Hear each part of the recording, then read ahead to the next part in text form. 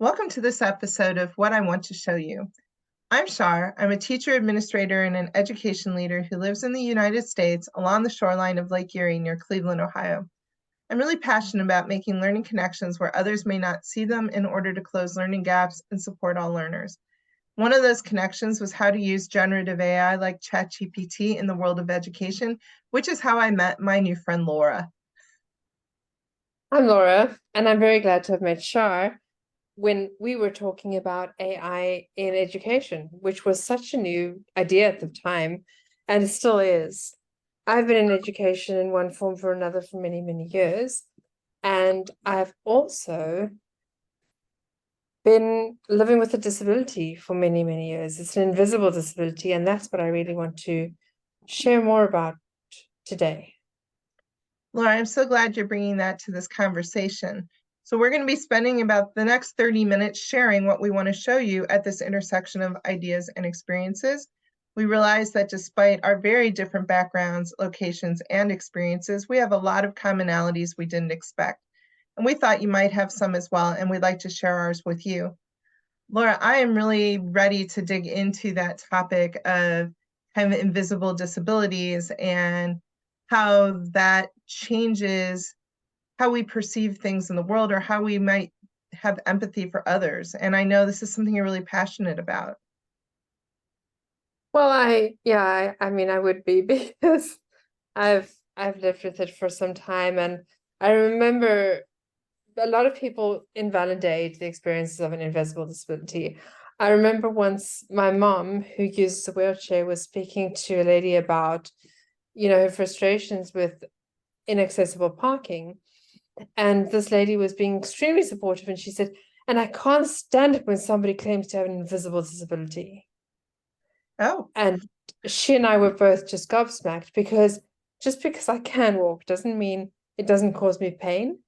It doesn't mean that if I walk from my back doesn't just decide I'm done. And then right. it doesn't mean that my knees and ankles don't swell and in extreme cases decide I'm done. You're going to sit down now. I don't care if there isn't a chair nearby. And the chronic fatigue, there's that as well. You can't see chronic fatigue, you can't see chronic pain. It doesn't mean it's not there. And I have good days and I have bad days, and they fluctuate quite wildly. I can never run and jump, but I can dance sometimes. And sometimes I can't get out of bed. And people don't understand just because I could do something yesterday doesn't mean I can do it today. And I don't know if I'll be able to do it tomorrow. And if I do it today, I might not be able to get out of bed tomorrow. Or I might be able to get out of bed, but I might be in extreme pain all day tomorrow. And I know, most of the time after like 16, 17 years, most of the time I can judge, and I need you to just believe me. Not you, but whoever. I need you to just believe that I know what I can handle today, and I know what's worth it and I know what isn't. Because sometimes I will know that there are going to be consequences, but I also know that it's worth it. So going to the beach with my husband was worth it. Going for a swim with my little nephew is worth it. But some things just aren't. Yeah, I like what you said about beliefs. I think we're very visual oriented people on the whole. And so we make our initial judgments based on how our lens sees the people that we are coming in contact with, and then what assumptions we make based Mm. on that. And the whole idea that we would have to believe you that for some reason, because your disability isn't immediately visible, that you should be expected to have to put energy into convincing us that you Mm. have a disability or that it's impacting you in this moment, or that you'd really, really love to come with us, but you're not going to be able to do that today because you're going to choose to save up your energy or your pain tolerance for this other activity today. Like that whole we have to believe you, I think is a challenge for those of us who don't have an invisible disability, and maybe we all have a little bit of an invisible disability sometimes, but when you don't and you're an abled person, I hear that term all the time. You're an abled person, and it's like, well, what does that mean? Like, we're all abled persons. It's just what are we choosing to do right now? But to have to explain yourself when somebody's saying, well, you can't park there, you can't sit there, you can't walk there, you can't. There's a lot of can'ts where you have to justify yourself. That's just, it's a lack of empathy, and I don't know how to resolve that. You know, we both talk about education, and how do you build that in as a soft skill for children as they're growing up so that they start to see in their own peers, hey, wait a minute, I value you, and there's this part of you that I can't see that is a part of you that is going to impact how you can be interacting with us today. And like, how do we get at that? Because this is something that you've spent a lot of time talking and thinking about. I think that's what we were talking about earlier, right? Is that is following our path, because there are the things we care about, and then there are the things we can't really stop ourselves from talking about. There are the things that come out with, I mean, for a long time, I tried to hide my disability. I told my closest friends because they needed to know to book downstairs if we were going somewhere, you know, and obviously my family knew, but I didn't broadcast it. It was something to be ashamed of. It was something to hide because people would look at me differently. And the fact is they did. They looked at me differently. I knew a lady who I told her because I worked with her and I would sometimes need flexible arrangements, and she was the COO. And so I would sometimes just need a bit of flexibility, and I just wanted her to be aware of it. And I got, for the next 3 or 4 years, I can't remember exactly how long, every time she saw me, even in social situations, because there were social situations, we had mutual friends and so, she would never say to me, how are you? She would say, hi, how are you feeling? And I would be like, So it was always there for her as a filter when she looked but at you. if I wanted to talk about it, I would. If I wanted to confide in her, I would. So I would respond with, good, thanks. How are you feeling? And she never caught the hint. But you know, so people do treat you differently. But now it's on them. I will educate them gently because it's part of who I am, and that's okay. And it's something that I do need to talk about. It's something I do want to share. And if I can make just one person feel less alone, less misunderstood, then it's worth it. And I mean, you've also pivoted to project work. You've also got Right. your My passion pieces, because I think you're right. There's always been things that I've always talked about or what's important to me. You know, I'm a huge advocate for teaching science to young children because they're great scientists, and I love doing that work. I love integrating lessons and having real world contexts, and I think teachers are interested in that and looking for that. And I like finding that support. I've always been able to see, for as long as I can remember, those connections. I can make these connections that other people can't see across content or in real world context. Like, and then how to put that to action. I've always been good at that.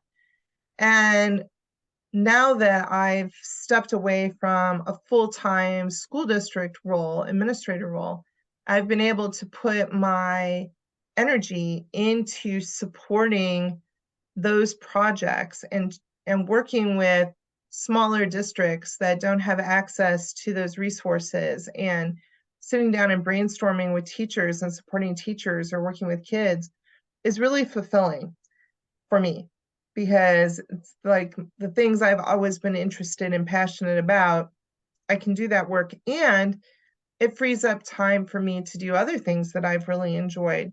You know, I like biking and reading and archaeology and learning new things. Like, my brain has space to keep learning new things. Mm. You know, my brain has had space to build a friendship with you and dig into each other's thinking because I have flexibility in my schedule where I can be open to having a hour conversation with you that turns into our 30-minute podcast. But, you know, I didn't have that capacity before when my brain was fully on do all these tasks all the time, even if some of the tasks were not tasks that I felt passionate about or interested in, or even sometimes agreed with. So I I like this kind of gig lifestyle that's allowing me to do that. And I worked in an environment where I was the representative of a district. So you have to filter what comes out of your mouth all Mm-hmm. the time, 24/7, because you are never not that. You're always that. So it doesn't matter who you're with or where you are, there was always that filter of, okay, I'm going to respond to this in this way. I'm going to say this, but I am certainly not going to say that. Nope, we're not even going to talk about that. We're going to redirect and go in a different direction, because I was constantly thinking about how would my words be perceived, received, republished, rebroadcast, because I was in that position. And it's very freeing to not be that anymore. I can talk a little bit more honestly and openly with people on what I think really is the right thing, or the direction we should be going based on evidence, based on research, and not have to couch my words or curb my opinion or my passion about something. I've had people tell me before, like, oh, you're very passionate about this. That's why people listen to you. That's why, or you're very passionate about that. And you really have to tone that down because that isn't what we're passionate about. So you've got to rein yourself in because that's not what we're going to be passionate about. So dial it back. And now I don't need to. Mm. And I think you're experiencing that too, because now you're in a space where your voice can be amplified and you can talk about your lived experience so that other people can learn from it. So I've been freelance before, but not in this kind of consultant advocacy role. And so I've been in advocacy before, but not full time. So I remember being in the disability advocacy. I was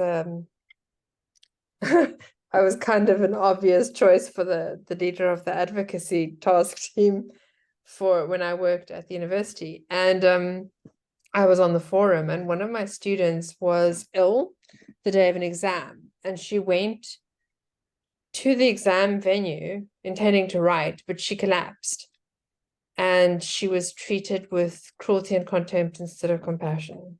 Wow.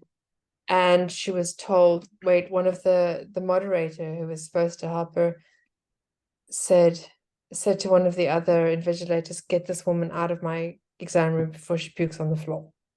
Oh, wow. And so I was furious. And I went to the head of the disability advocacy, and I was like, and I said to him, and I wasn't shouting or screaming, I was livid. And I said, we are going to get this woman a supplementary exam. It's the last thing I do. And he said to me, let's not get emotional, Laura. And I said to him, no, Siva, let's get emotional. This is what we do. Right. No. This is why we're here. Let's this. get emotional. And I just it's and also sorry, there's like a whole lot of, I'm just reliving how upset I was by this. It was a student that I had nurtured, and I had helped her get aid and all sorts of things, and she worked so hard despite the fact that she could barely get out of bed in the mornings. She was so ill, and she worked so hard, and in the end she got really good marks after she was finally allowed to write this exam by this awful, horrible woman, who, by the way, she had to go back and have this woman invigilate her again. Wow. Yeah. Good. right. And yet she still did well. Anyway, so we did that, but then I've been called emotional, and that's another thing about being a woman, is I remember I was up for, there was a promotion to be had, and I had a colleague who I was close to, and I'm still close to, and he was assertive, decisive, and passionate. I was aggressive, pushy, and emotional. Same And I skill set, was different labels. exactly the same, but I'm a woman, you see, and the senior leadership was male. So I was branded, this is a direct quote, not leadership material. So he got the job, fine, it's all fine. Took a sabbatical for about 8 months, and guess who they asked to take over his job? You. Despite the fact that I was not leadership material. No.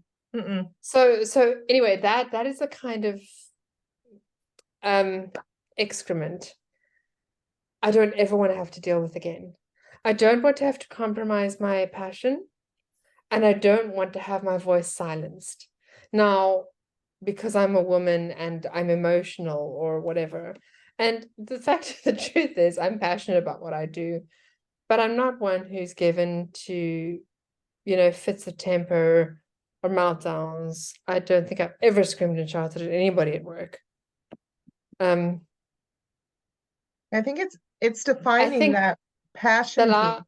last time I did that, I was 17, and I was because I was a waitress and I was being harassed. Yeah, I think the expectation, if you're a woman and you're an advocate, I've done a lot of advocacy work too over the past 11 years. And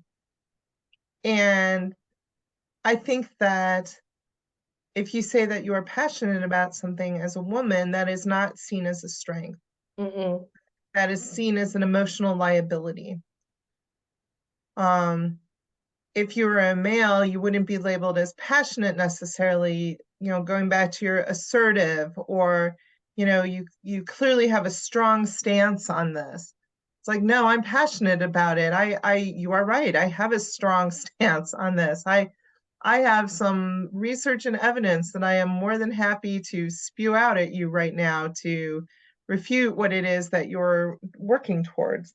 But I think when you're a woman, that is the write-off. It's like, well, yes, you're just this emotional thing that's out here, and thank you. You go back and keep your voice to yourself, and you're not going to be able to share.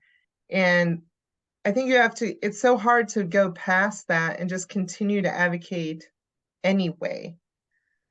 I had an incident that happened to me in a leadership role when I was advocating around strong, high quality standards for children, that all children deserve the right to learn in an environment where they have the opportunity to be their best selves, and that the kinds of things they should be learning are skills and knowledge that will help them be successful now and in their future. And all children should have access to those standards in classrooms, all children. And I was really passionate about that. And that was like my big advocacy work. And I had I had submitted written testimony to the state legislature around the need for high quality standards and why they should maintain them and not eliminate them, and was one of the leading voices in our state around that work and doing that advocacy work. Yet the leadership in the district where I was working decided that I shouldn't be allowed to go to actually testify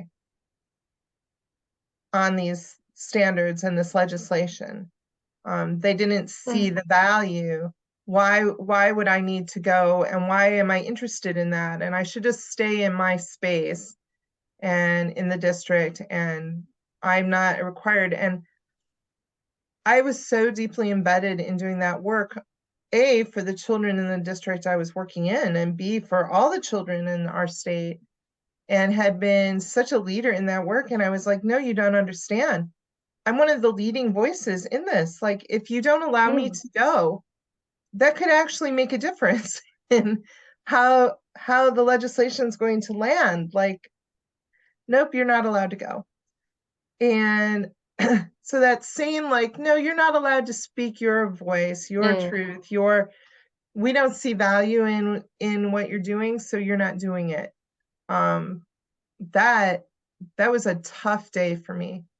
You know, when we talk about doing advocacy work and the freedom of being an advocate outside the bounds of working for others or being employed, especially in a school district, is significant for me, because now I can make statements. I can be an advocate for children and good things and get the support for it, because I'm choosing who I can work with, and it's people who support that work. That's another thing, choosing who you work with. Because, so for example, like so for the first, in the example of the student, that was advocacy work. But the other one, it wasn't about advocacy. It wasn't when I was working in advocacy. I was working in education, adult education, specializing in diversity, equity, and inclusion. And I think that was a big part of it. It was to silence. It was part to silence me. It wasn't just sexism. It was also because I would challenge certain things. I was pushing for accessibility for the online platform. I was the one who was saying, we can't delay this. Stop stalling. We've got to do this. Right. We've got to make it accessible. I was the one who was saying, guys, do you realize that we have one token person of color? You guys have got to diversify where you find there are like people, there are extremely talented people. Why are you like hiring from where the places you're hiring from? And I was the person who was saying, you know, we need women in leadership. Right. That eventually happened, but because our customer experience team was fully female, so the head of customer experience was a woman. But like, I was the one who was saying we need more diversity within the teams, within the departments, and that's not something people want to hear. It just isn't. Well, I think going back to like our intersection of ideas and things that we want people to see, whether it's the voice of someone who has an invisible disability, who is at the table as part of the planning and part of the work to say, these are things that maybe we should think about considering. I come from a different perspective and I'm sharing it. The whole point is to have diverse perspectives in the planning of the work and moving work forward, so that you don't have blind spots in your planning. I can assume what things should be in place to support a colleague who has an invisible disability. I can make assumptions about that from my not having an invisible disability point of view. What might they find helpful or useful? Or I could actually seek out different perspectives to broaden. Someone. Like, I could actually ask, like, hey, would this actually be something? Like, would you be interested? Because you have a lot to contribute, not just because you are the meet the checkbox expectation of, check, we have someone with an invisible disability on the team, check that box off, but because you are a colleague in the work who also has an invisible disability. Your perspective is going to add a different tone to the work that we're doing versus me just making that assumption. But I don't know what stops us from doing that, and also, what do you need? What do you Right. need nobody gets up in the morning, or doesn't, depending on the day, in my case, and thinks, I wonder how I can be like, I wonder how I can not do great today. I No. wonder how I can be on sort of half kilter, you know? I wonder how I can be really a glass half empty kind of person today. So why not just say to me, hey, what do you need to actually do your best, to do your best today, to do what you, to accomplish what you want to accomplish? Because what I want to accomplish every day is to be awesome. That's what most people do. And you do that for me, Char. You say, hey, what do you Oh, need today? thanks, And if Laura. I'm having a day, then I just can't. You say, okay, let's just chat. Or not, let's not chat at all, you know? But people don't. People wait until you have to ask. And sometimes they make you insist. Right, going back to explain, insist. Oh, wow, you just collapsed on the floor. Huh. Maybe we should have been paying more attention to that. What you said about just asking, what do you need to be your best self, to accomplish what you want to accomplish and be awesome? That. I think it's that message. Like, if nothing else comes out of today's podcast, like, it's that. Just Right. taking the time to ask that of the people that you are working with or for or around.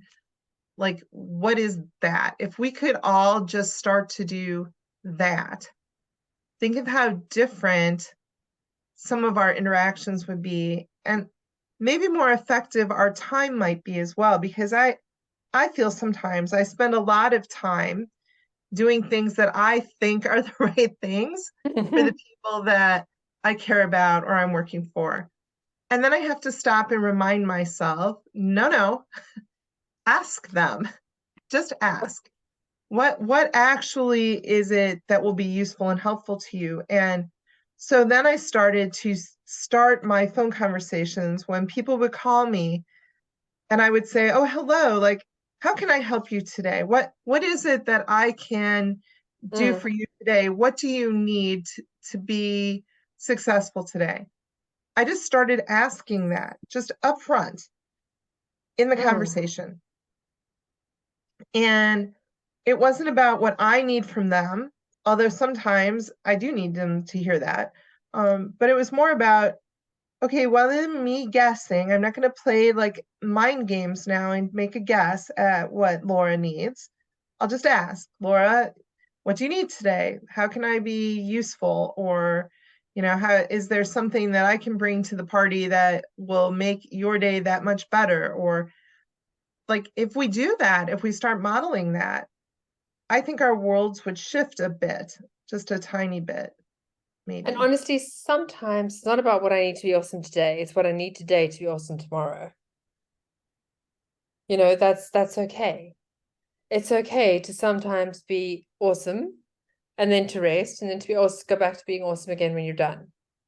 And that's why I advocate for the flexibility as well of deliverables and artifacts and accomplishments rather than time, because I can do so in my job, I would accomplish in one day what was supposed to take me, one of my PMs, they called me Laura G because it was another Laura. And so Laura G differentiated me, and one of my PMs called me Laura G Force because when I loved it because when I would really focus, I could get quite a lot done in a short period of time. I'm kind of the rabbit in the whole rabbit and whole tortoise thing, right? I work in sprints and then I get hyper focused for like 4 hours and I'll get a ton done, but then I need an hour and a half of a break, you know? And but if I work solidly for a full day, I can get 2 days worth of work done. Don't give me more work. Give me a day to rest Right. Like, because I'm probably going to understand need that it. about me. Understand that about me. It's not only about, but also for me personally, if I need a day to rest, because sometimes I do, sometimes I just, I'm still awesome even if I can't get out of bed. That's been really hard for me to accept, and I finally have. I'm not going to, the fact that I'm never going to say yes to a hike does not make me less valuable. It's sometimes what I'm saving my energy for, and sometimes I just honestly cannot do something. It's just not within my capabilities. And that's okay. you know, and that's why I need this level of flexibility where I can work my tushy off today, Right. and tomorrow if I can't get up, that's okay. It's okay, because I know that today I've done more than I can imagine. I spent my day, I know that today I spent my day doing what like brings me fulfillment, doing what brings me joy, and doing what makes my life feel like I really am doing something meaningful right now. So what I was telling you earlier is I've always cared about education. I always will. I care about equity in education. I care about access to education. I care about valuable education. I care, but this to me, this is what where I need to be right now.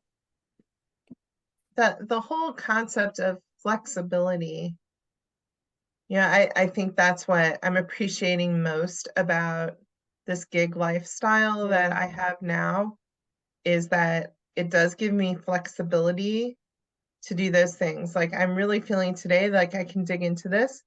But for me, sometimes my brain needs to like puzzle around on things for a bit and then come back to them.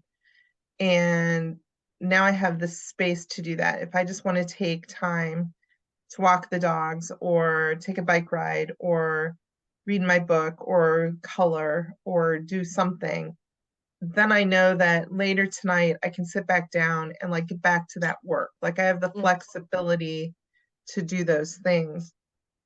And from a, back to an instruction perspective, since that's where I still live in all my time, how do we give that to other people? Like you and I both see value for different reasons in a flexible schedule and time around timelines and deadlines and products and artifacts. But school districts are not set up for that. The kids have set schedules and the teachers have set due dates and teachers themselves have timelines and deadlines. And so our conversation today has really made me think about that piece. Like, how can we have more flexibility and get high quality output because we've backed off and put more flexibility into the system and been more respectful of everyone's needs. There are days when I'm not getting out of bed today. I just can't. There's too many things going on in my world and I can't process, or I don't feel well, or I'm exhausted. And so how do I manage through that? You shouldn't have to move to a gig lifestyle to find that. It should be okay. It should be like that. I mean, we should have the flexibility. You were talking about bike ride, and I think we've spoken how much movement can just, how good that is for kids and how it can enhance their learning. And we should have that for all kids, and we should have the freedom to do what we need in terms of mental health and neurodiversity and physical health for adults. I mean, I was chatting to a friend the other day and she said to me, we've been through a lot. We just really, like, things just need to, like, I can't take this anymore because we've had a drought, we've had a pandemic, now it looks like the whole world is just falling apart. I can't take this anymore. Either we're going to have a lot of really great stories to tell our kids, or we're just going to like crack up. Yes. And that's, I mean the whole world's going through that right now, right? It's a lot for anyone. So 2 mental health days a year or 1 a quarter or whatever companies giving, it doesn't cut it. And then people say, here, take a mental health day on a Friday and you can take a long weekend. And then you're supposed to come back and be all better. It doesn't work that way. No. One 3-day weekend is not going to, like, and then you're supposed to come back and be fighting fit. It doesn't work that way. Go. good to go, ready for action. Um, I think it still goes back to hearing other people's voice. You know, hearing you talk about this, and this isn't the first time you've talked about, you know, thinking about your energy or where your energy is going to land and making those decisions and why that's important for you. Um, that's helped me to reflect differently on how I've pushed myself or the expectations I have for people around me. Because I hear your voice talking about, well, you have so many spoons that you start with in a day, and you have to decide, like, your spoons are like your energy, and you have to decide where you're going to spend them and where you're not going to spend them. And you need to make sure you have one left that you can get yourself to bed at night. Like, you can't max out before the end of the day or you're done. And that's been hugely impactful. I've shared that image with um, others. And, you know, maybe two takeaways from today's conversation, when you talk to people, asking them what to need to be your best today, stop asking them how they feel. And like, it's not about how you feel today. How are you feeling today? It's what do you need to be your best self today and accomplish what you want, or what can I take an energy load Yes. for you so that you can save that energy you have and use it towards the thing you're passionate about right now, or you really want to get done. Like, how can I share that energy load? Those conversations, I think, are important conversations that we need to continue to have. And recognizing, I think the other takeaway from our talk today is recognizing what people are passionate about and helping them to find the space to be that, you know, being flexible so that they have the space where they can pursue those things that are important to them, or where their voice needs to be heard, and not squelching them, not saying, no, you can't share your voice on that. No, you can't move forward on that, because that in itself is going to drain them emotionally, and it's going to drain their energy, and they're not going to be their best selves. So I don't know, Yes. I think those are my takeaways from today, Laura. I think it's so important what you said as well about not asking people how they're feeling. That's none of anybody else's business, you know. That's why I've always said to people, don't talk about when you have a client, you can ask them about accessibility, you don't ask them about disability. You can ask somebody, what can I do to help you be successful today? How are you feeling? That is for somebody to share if they feel that way inclined. But what I can do, that's useful. People seem to think that they can ask somebody with a disability intrusive questions. They can't. Actually, they seem to think they can ask anybody intrusive questions. I'm amazed by the personal questions people ask. And yes, the flexibility, it's so important for everybody, not just for people with disabilities. We all need it, and we can all do with it, and we can all flourish. We can all actually have that ability to thrive if we could just have the flexibility. And you're right, we shouldn't have to come to gig work or project work. We should just have it. It should be a given. Right. I agree. And, you know, we've talked so often about these differences, but I think across our cultures between Cape Town and Ohio, but that's a universal piece. It doesn't matter where you live or what you're doing. This is a universal concept right now. And maybe it's what will help us in thinking about all the things that are crashing and burning literally around the world currently. If we can keep a focus on asking everybody every day, you know, what is it that you need? What is it in terms of accessibility that I can support or advocate around or provide? What is a barrier that we can move? whether it's a physical barrier or a mental barrier or an energy barrier. Like, those are the right kinds of questions, I think, if we want to continue a flexible, flourishing culture and not a limiting culture. I think we've got a lot of work to do, and but I really think the possibilities are there. I'm hoping that AI can usher in so much. I'm personally putting so much hope on it. Me too. Me too. Because the potential is there for it to co-solve challenges, to help generate new solution ideas that maybe we'd not thought about, or to share some of that cognitive load so that we have space to do something differently. So much potential right now. Well, Laura, as usual, you and I could talk for like 5 hours, but we we need to step away from our podcast. We do. We know, as always, that there's so much more to see than what we shared today. And we'd love for you to show us what you see, or use our conversation today as an opportunity to share what you see with others.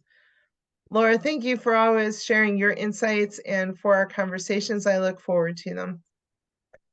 Thank you, Char, and thank you for everybody who's joined us today.